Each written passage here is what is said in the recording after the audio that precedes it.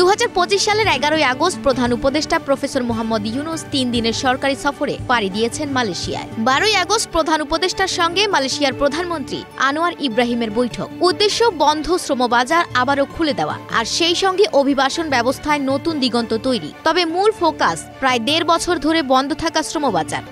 গত 31 মে ছিল মালয়েশিয়ায় বাংলাদেশি কর্মী পাঠানোর শেষ সময়। এরপর দরজা বন্ধ। প্রায় 17,000 কর্মী সব কাগজপত্র ঠিক থাকা সত্ত্বেও থেমে গেলেন মাঝপথে। টাকা ফেরত পাননি অনেকেই। তবে আশার আলো জ্বলেছে। 7,926 জনের তালিকা অনুমোদন করেছে মালয়েশিয়া। প্রথম ধাপে তারা যাচ্ছেন নির্মাণ ও সেবা খাতে।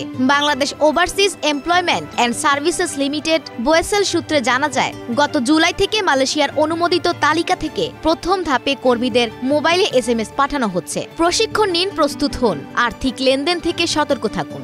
কিন্তু এক অদৃশ্য ছায়া সিন্ডিকেট তাড়া করছে এই বাজারকে। অভিযোগ আছে পূর্ববর্তী সরকার ও প্রভাবশালীদের মদতে একচেটিয়া নিয়ন্ত্রণ গড়ে ওঠে। অতিরিক্ত ফি, ভুয়া খরচ আর অবৈধ কমিশনের ফাঁদে পড়ে হাজার কোটি টাকা গায়েব হয়েছে। শ্রমবাজার বহুবার বন্ধ হওয়ার পেছনে এই সিন্ডিকেটের ভূমিকায় আলোচিত।